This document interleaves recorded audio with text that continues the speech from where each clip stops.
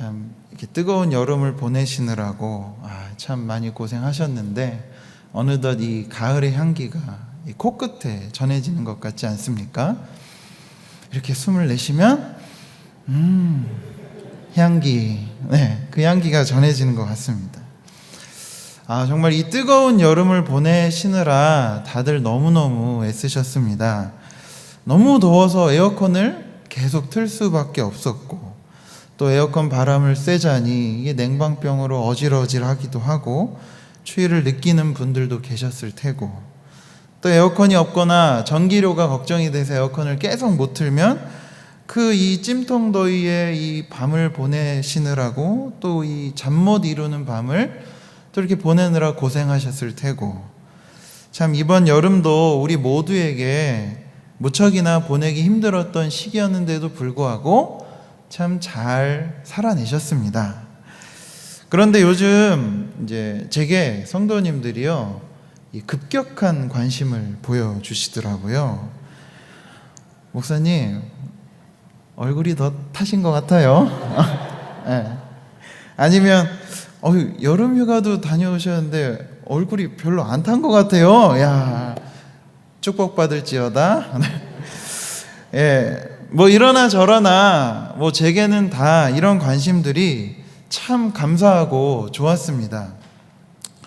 누군가 이렇게 내게 관심을 보여준다라는 것은 참 기분 좋게 하지 않습니까? 이 교회도 그런 것 같습니다. 교회도 이렇게 만약에 새 가족이 왔는데, 왔냐? 이런다거나 막 무관심하게 막 이렇게 보면은 이 새 가족은 아마 다시는 우리 교회에 오지 않을 겁니다. 이 새 가족뿐만이 아니죠. 헌 가족이라도. 그렇다 뭐 이렇게 우리가 외모가 헐었다라는 게 아니고 그냥 이렇게 오래 익숙한 얼굴들이더라도요, 서로의 관심을 표현하는 일은 아주 이 공동체 분위기를 부드럽게 하고 유연하게 만들어주는 일입니다. 우리 그런 의미에서 먼저 서로 이렇게 인사하면서 시작했으면 좋겠습니다. 왔냐? 농담이고, 우리 제대로 한번 같이 인사해 보겠습니다. 어머, 네 머리 너무 예쁘다. 그 머리 어디서 했어요? 인사해 주세요. 머리 너무 예뻐요.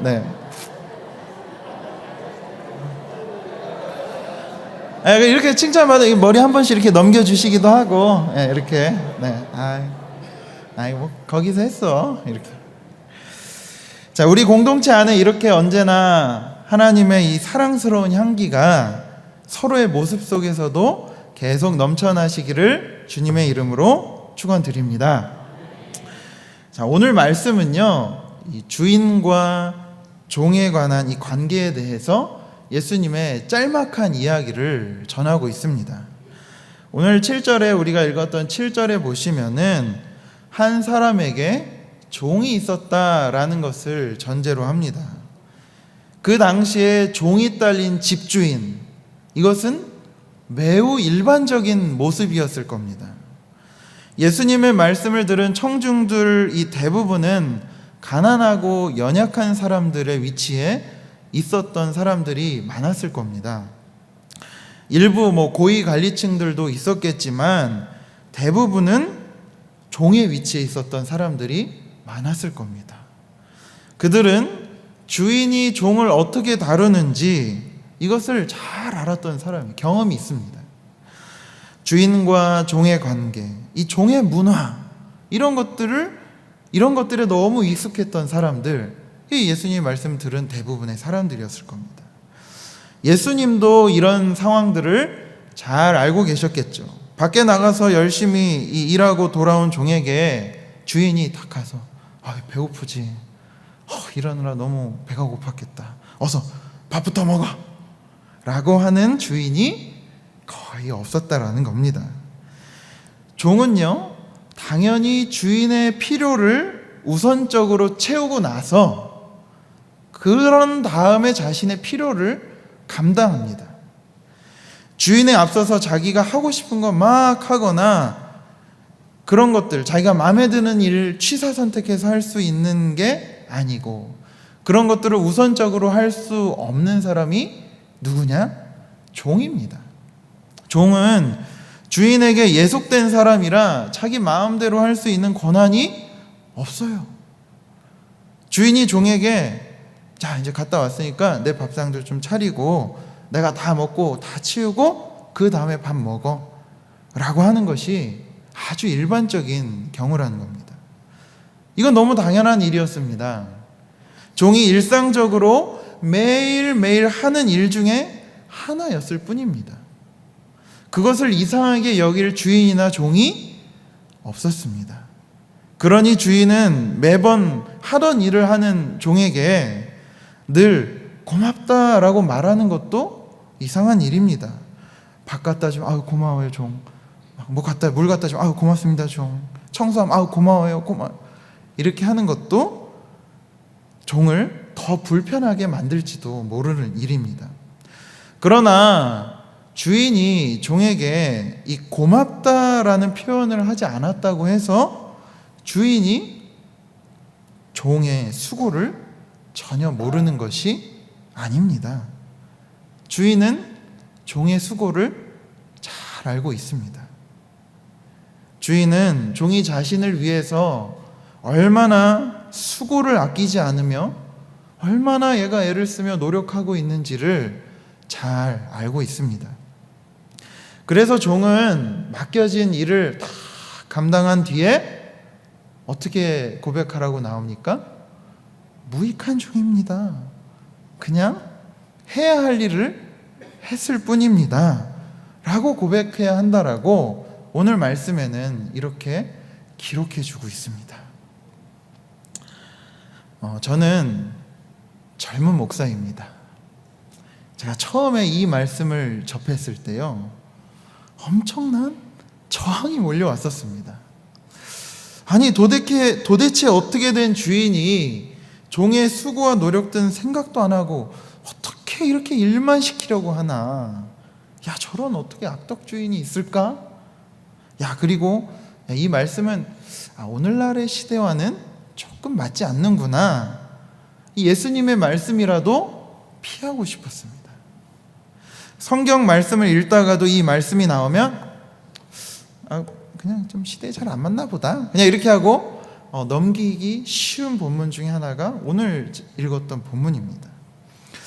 그도 그럴 것이 제가 청년부도 담당했었던 적이 있었는데요, 청년들이랑 이야기하고 상담하다 보면은 막 여기 안에 있는 이 마음들을 얘기하는데 자기가 사표 쓰고 나오고 싶은 때가 한두 번이 아니었다는 거예요. 이게 왜냐면 대부분이 직장의 상사들 때문에. 왜냐? 말도 안 되는 일을 지시하고 그 다음에 밤늦게까지 일 지시하고, 예를 들면 뭐 퇴근 시간 다 돼서 또 일을 시킨다거나, 그리고 과중하게 일을 몰아주거나 일 제대로 알려주지도 않으면서 못한다고 막 혼내고, 그리고 제대로 해가면 또 꼬투리 잡아서 막 아무튼 사람을 아주 피를 말리는. 그러니까 청년들이 버텨낼 재간이 없는 겁니다. 만약에 지금 제 자리에서 생각해 본다면, 제가 밖에 나가서 막 열심히 신방도 하고 말씀 전하고 막 같이 기도도 하고 막 시간이 없어서 막 밥도 못 먹고 왔어요. 물론 우리 교구장님들은 저를 굶기실 분이 아니지만 네. 밥도 못 먹고 왔어요. 그런데 신방하고 돌아오니까 물론 여러분 오해하지 마십시오. 우리 담임 목사님이나 우리 선배 목사님들 절대 그런 분이 아니신데, 만약에라는 거, 혹시나 우리 교회는 되게 분위기가 너무 좋아요, 진짜로. 그러니까 제가 이렇게 이야기할 수 있는 겁니다. 오해하지 마세요. 그런데 만약에 담임 목사님이나 저보다 먼저 오신 선배 목사님들이 야, 우 목사 이거 했어? 지금 이것도 안 하고 뭐 하는 거야? 이런다면 가정해 봅시다. 가정입니다. 이런 일은 전혀 일어나지도 않고요. 오히려 목사 밥 먹었어? 야, 빨리 먹고 해. 먹고 해서 이렇게 됐습니다. 네. 그렇다면 솔직히 마음속에서 어떤 마음이 올라오겠습니까? 야, 이거 정말 너무한 거 아닌가? 어떻게 이렇게 내 처지를 하나도 이해해주지 못하는가? 라는 생각이 들지 않겠습니까? 오늘날의 처지에서 생각해 보면 이 말씀이 하나님 잘 잘 안 맞는 거 아닙니까? 어떻게 이렇게 할 수 있습니까? 만일 이것이 하나님 나라의 비유라고 한다고 쳐도 하나님, 주인이신 하나님이 우리에게 너무 무자비한 분으로 느껴지는 건 아닙니까? 이런 질문이 들 정도였습니다. 그런데요, 이 말씀이 제 가슴속에 깊이 들어온 예배를 경험했던 때가 있습니다. 신일교회입니다. 지난 7월에 어느 주일날, 제가 정확히 기억은 안 납니다. 그 예배에서 제가 이제 예배 이렇게 안내를 서고 있었는데요, 그 봉헌송이, 이런 봉헌송이 들려왔었습니다. 저는 그때 이제 3부 안내라서 저기 저 자리에 가운데 이렇게 딱 서 있었었는데, 그때 제 귓가에서 그런 목소리가 들리는 겁니다. 주의 은혜라, 주의 은혜라. 그 솔리스트가 이렇게 약간 15도 기울이고 이렇게 부르는데요, 달려갈 길 모두 마친 후 주 얼굴 볼 때 나는 공로 전혀 없도다. 공로가 없대요. 주의 은혜라, 오직 주의 은혜라. 야, 그 찬양을 부르는데 제가 그때는 너무너무 쑥스럽고 막 봉헌위원들이 있는데 제가 빨리 눈물을 훔치고 그 찬양에 제가 아주 깊이 아주 하나님의 은혜를 느꼈던 적이 있었습니다. 그때 제가 다시 한번 새롭게 깨달은 사실이 있었습니다. 그건 뭐냐? 아, 그래, 난 진짜 아무것도 아닌 사람이지, 그저 내 할 일을 하는 사람이지. 그러면서요, 그때 예배 때 저의 삶의 자리가 막 영화의 파노라마처럼 그 자리에서 막 스쳐갔습니다. 뭐 여러분들이 저마다 삶의 자리가 다 다르고 각자가 다르겠지만, 저도 제가 살아내는 삶이 참 쉽지 않았구나라는 것들이 막 스쳐 지나갔습니다. 저는 여러분들이 아시다시피 딸이 하나 있습니다. 요즘 막 말을 하느라고 아주 애를 쓰고 있습니다. 이 딸 하나 키우는데도 참 엄청난 에너지가 들어가더라고요.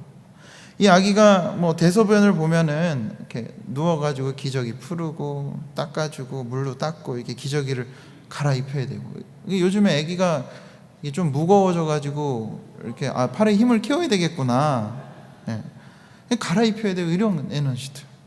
참 우리 아기가 아버지 어머니 제가 지금 응가가 마렵습니다, 데려다 주십시오, 이러면은 참 좋겠는데, 아기가 막 신나게 막 놀고 있다가 갑자기 이래요. 그래서 쌌구나. 그래서 우리 아기 예쁜 똥 쌌네 이러고서 갈아줍니다. 물론 아이에게는 그렇게 하지만 에너지가 들어가는 일입니다. 그리고 잘 안 먹으려고 하는 밥도 중간중간마다 먹여서 어쨌든 얘가 자라게끔 해야 되고, 요즘에는 밤마다 우리 이 딸이 하는 게 있습니다. 밤에 중간에 깨면은요, 이렇게 우유를 자꾸 찾아요. 우유. 그러면은 밤에 잠게 그러면 제 딸에게 우유 하면 네 이렇게 대답은 잘해요. 뭐 우유도 주고, 이런 일들 뿐이겠습니까? 무아와 아내가 제가 생활하기 위해서 돈도 많이 들어가고, 이 아이를 기르기 위해서 돈도 많이 들어가면서, 이 한 생명을 정말 어떻게든 살려내기 위해서 뭐예요? 에너지는 다 쏟아부으면서 지내는 거. 순간 그런데 그런 생각이 찾아왔습니다. 이렇게 해서 키우고 나면 이 아이를 내 것이라 주장하고 싶을 때가 찾아오겠구나. 내가 이만큼 길러내고 내가 이만큼 애썼으니까 나중에 이 아이를 내 소유처럼 하고 싶을 때가 오겠구나.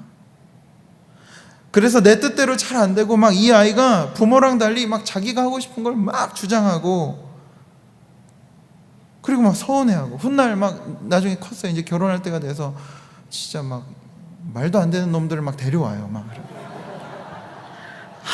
어떻게 하지? 이러면 내가 어떻게 키웠는데 주장하고 싶을 때가 찾아오겠구나. 그러고 싶을 때가 오겠구나. 내가 이 아이의 삶을 대신해서 살아주는 것도 아닌데, 내가 키운 게 얼만데, 내가 들어간 노력과 돈이 얼마인데, 이 아이의 인생을 좌지우지하고 싶을 때가 찾아올지도 모르겠다 라는 생각이 스쳐갔습니다. 그래서 이 예배 속에서 울려 퍼지는 주의 은혜라, 주의 은혜라 라는 찬양 속에서 제가 그동안 했었던 이 노력들 하나하나가 스쳐 지나가면서 주님, 제가 마지막에는 주님 앞에 가서는 주님, 제가 이 딸을 키운 게 아닙니다. 저는 그저 해야 할 일을 했을 뿐 제가 한 게 없습니다. 저는 그냥 주님 살아내느라 애쓴 거 말고는 한 게 없습니다 라는 그런 고백으로 주님 앞에 가면 너무너무 좋겠습니다 라는 그 예배의 감격이 저는 아직도 기억이 납니다. 또한 제게는요, 가정과 육아 일들 말고 또 다른 일상의 일들도 많이 있습니다. 오늘처럼 설교를 하기 위해서 설교 준비도 해야 되고요, 신방도 해야 되고요, 기도도 해야 되고요, 목사님들과 회의도 하고 성도님들과 회의도 하고 여러 가지 교회 사역도 기획도 해야 되고요. 어떻게 보면 다 에너지가 드는 일들입니다. 그런데 이렇게 애를 쓰면서 하나하나 해 나가다 보면 내가 했다고 주장하고 싶기도 하고요, 인정받고 싶은 마음도 많이 듭니다. 그런데 제가 그 7월의 그 예배, 그때는 제 마음속에서 하나님 앞에 갔었을 때는 하나님, 정말 제가 한 게 아무것도 없습니다.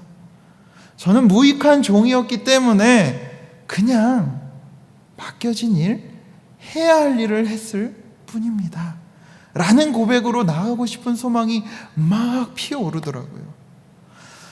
아까도 말씀드렸듯이 저는 아직 젊고 제가 가질 만한 업적을 이루거나 해놓은 것이 사실은 거의 없습니다.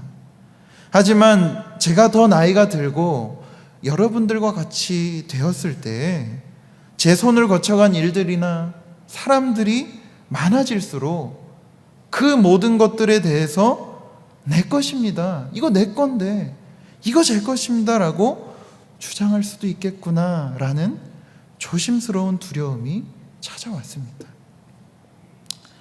동시에 한국교회가 보였습니다.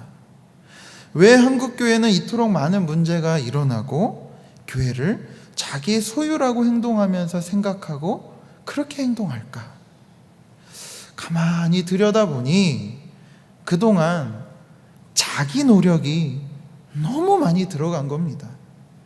자기 돈도 자기 시간도 거기에 온 힘을 쏟아붓고 평생을 그렇게 키워왔기 때문에 포기하기가 쉽지 않은 겁니다. 사실 이것은 종의 태도라기보다는 주인의 태도로 일관해 왔기 때문입니다. 겉으로는 하나님의 종이다 라고 포장했지만 실제로는 하나님의 자리에 가 있던 사람들이 너무나도 많았기 때문에 이런 일들이 일어난 것이 아닌가.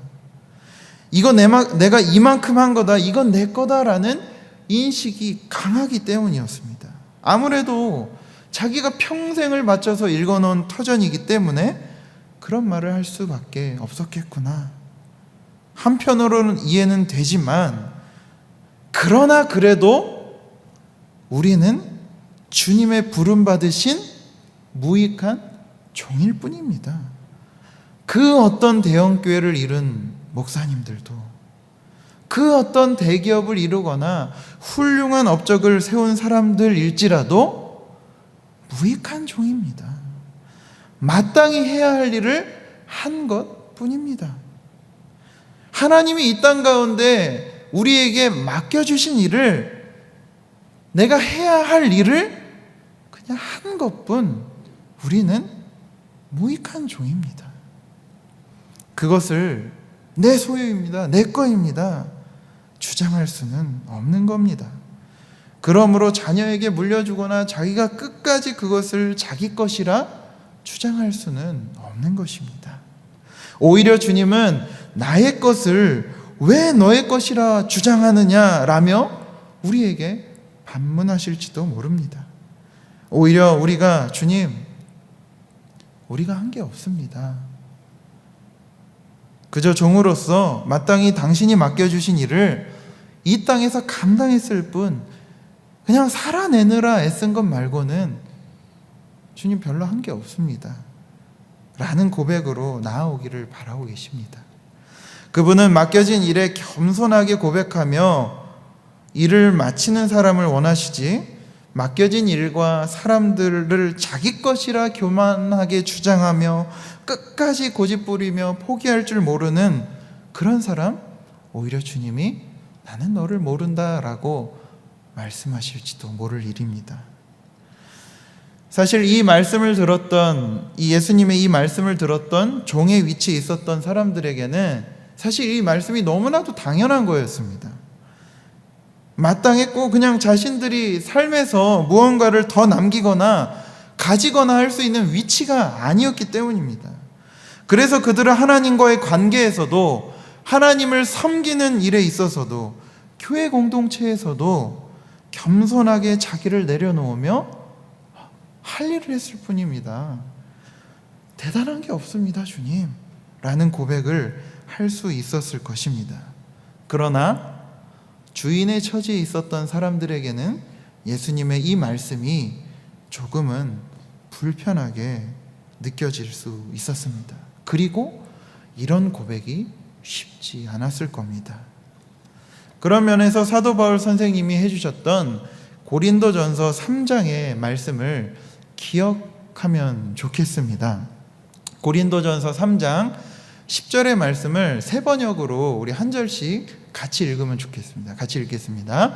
나는 하나님께서 나에게 주신 은혜를 따라 지혜로운 건축가와 같이 기초를 놓았습니다. 그런데 다른 사람이 그 위에다가 집을 짓습니다. 그러나 어떻게 집을 지을지 각각 신중히 생각해야 합니다. 아무도 이미 놓은 기초이신 예수 그리스도밖에 또 다른 기초를 놓을 수 없습니다. 누가 이 기초 위에 금이나 은이나 보석이나 나무나 풀이나 짚으로 집을 지으면 그에 따라 각 사람의 업적이 드러날 것입니다. 그날이 그것을 환히 보여줄 것입니다. 그것은 불에 드러날 것이기 때문입니다. 불에 각 사람의 업적이 어떤 것인가를 검증하여 줄 것입니다. 어떤 사람이 만든 작품이 그대로 남으면 그는 상을 받을 것이요, 어떤 사람의 작품이 타버리면 그는 손해를 볼 것입니다. 그러나 그 사람은 구원을 받을 것이지만 불 속을 헤치고 나오듯 할 것입니다. 아멘. 이 말씀은 뭐냐면 사도 바울이요, 다 기초를 놓았는데 이 기초는 예수 그리스도라는 거예요.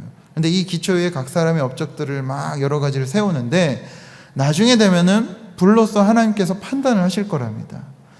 불에 타지 않고 나오면 상을 받지만 타서 없어지면 나중에 그 사람이 나와서 그 사람은 구원을 받게 될 것이다 라는 말씀입니다. 근데 이 말씀을 제가 가만히 묵상하고 잘 살펴보니까 불에 타지 않는 것이 없어요. 다 불에 탑니다. 뭐 100도에서는 물이 끓지만 3000도, 5000도 이런 불에서는 모든 것이 다 녹지 않습니까? 요즘에 장례식장을 가보면 화장을 주로 하지 않습니까?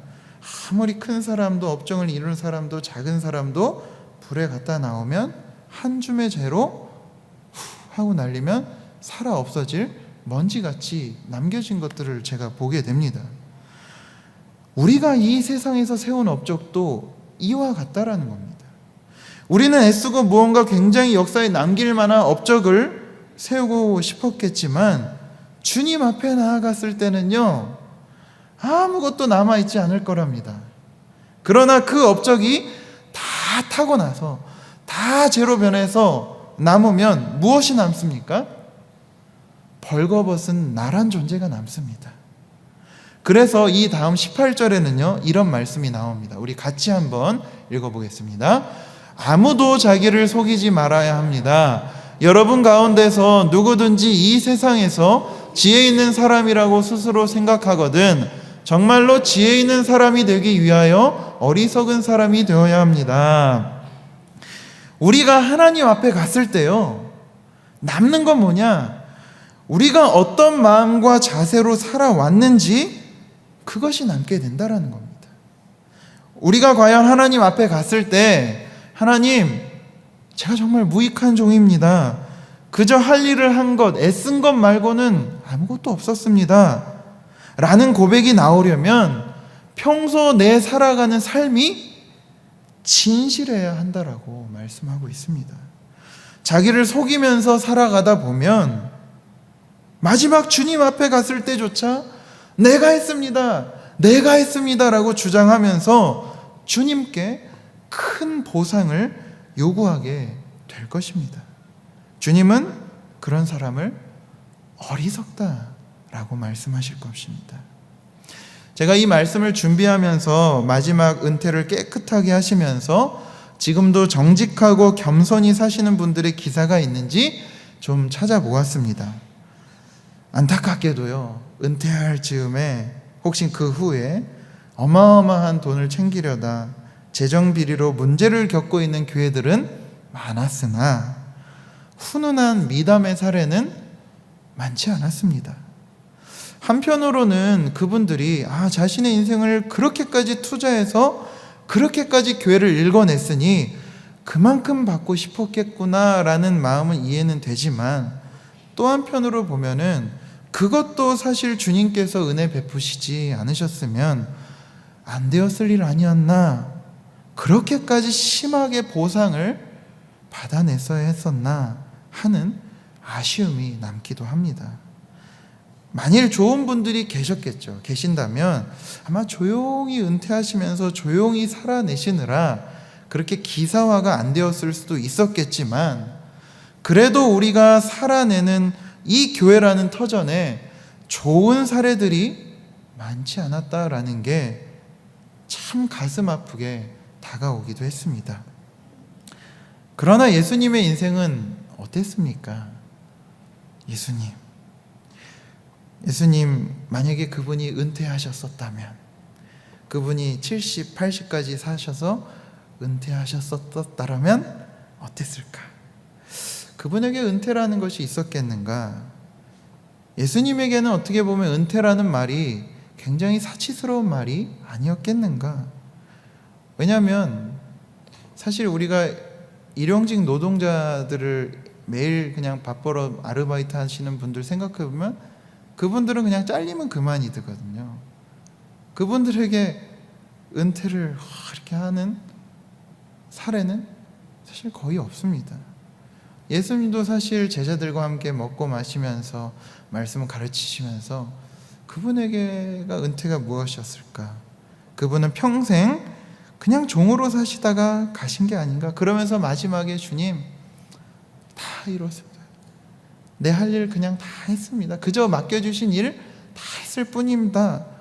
그런 고백으로 묵묵히 가시지 않았습니까? 따라서 우리 모두는 오늘 주님께서 주신 말씀을 가슴 깊이 되새겨야 할 것입니다. 그런데 여러분, 이것을 기억하기 위해서 한 가지 여러분들이 기억하셨으면 좋겠습니다. 뭐냐? 여러분들이 지금까지 살아내시느라 수고하신 그 모든, 여기 성도님들이 여기 계시지 않습니까? 여러분들의 삶을 주님이 다 기억하고 계시다라는 겁니다.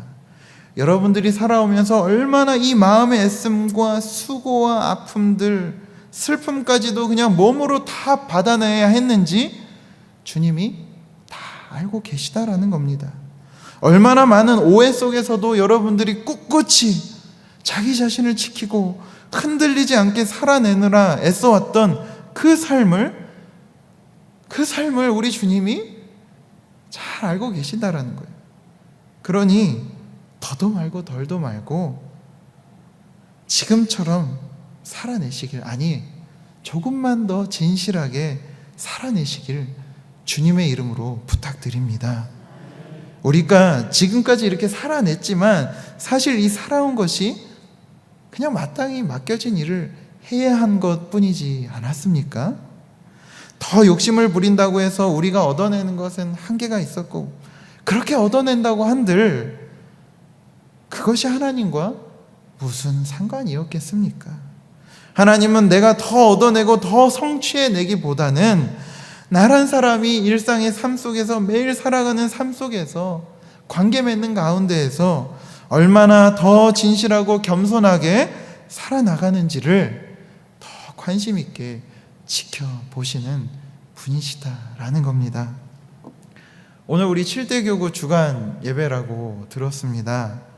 우리 7대 교구 안에서도요, 그런 일들이 일어났으면 좋겠습니다. 먼저 하신 교구장님들, 구역장님들은 아이고 그저 내가 할 일을 한 것뿐입니다. 제가 더 잘나서 이렇게 된 것도 아니고 제가 할 일 한 것뿐입니다. 이런 고백으로 나오시는 복된 성도 7대 교구 여러분 되시기를 주님의 이름으로 축원드립니다. 야, 내가 이만큼까지 했는데 너네 교구장들은 지금 뭐 하는 거야? 라는 태도보다는 그냥 할 일을 했습니다. 주님, 그냥 맡겨진 일을 한 것뿐입니다. 이런 고백. 제가 신방을 다니다 보니 인생에서 이루 말할 수 없는 이 슬픔의 흔적들을 가지고 계신 분들이 많았습니다. 성도들과 이야기를 나누다 보면 야, 그들이 어떻게 그런 흔적들을 딛고 일어서서 지금까지 살아내셨는가 정말 존경스럽기까지 할 때가 많았습니다. 그런데 그런 분들과 이야기를 나누다 보면 이분들의 마지막 고백이 뭔지 아십니까? 아유, 목사님, 그냥 사니까 사라진 거죠. 제가 대단해서 여기까지 온 게 아니옵니다. 이런 분들에게 하나님의 크신 위로와 그분의 인정하심이 있기를 바랍니다. 혹은 여러분들 중에서 내 삶 속에서 실제로 이뤄낸 것들이 많은 분들도 있을 겁니다. 여전히 손에 쥔 것이 많고 남아서 포기하기가 싫으신 분들도 있을 것입니다. 그런 분들에게는 오늘 말씀을 기억하셨으면 좋겠습니다. 주님께서 이런 고백으로 나오기를 원하고 계십니다. 주님, 내가 그저 해야 할 일을 했을 뿐입니다. 저는 아무것도 아니고 자랑할 것도 없고 그저 살아내느라 애쓴 것 말고는 아무것도 없습니다. 함께 기도하시겠습니다. 하나님, 한 주간 애쓰며 살아온 우리 모두가 여기 이 시간까지도 남아서 예배하겠다고 모였습니다. 우리가 쌓아 올린 정성, 노력이 한순간에 무너지지 않을까 우리는 늘 염려되지만 하나님께서는 우리가 쌓아 올린 것보다 우리 자체에, 우리들의 마음에 더 관심을 쏟고 계시는 분인 줄 압니다. 우리가 마주하는 매일의 삶에서 늘 진실하고 겸손하게 하소서. 그리하여 먼 훗날 당신 앞에 갈 때에 나는 한 것이 아무것도 없노라. 그저 살아낸 것 외에는 마땅히 해야 할 일을 한 것뿐입니다. 라는 고백으로 나아갈 수 있게 인도하여 주시옵소서. 예수님의 이름으로 기도합니다.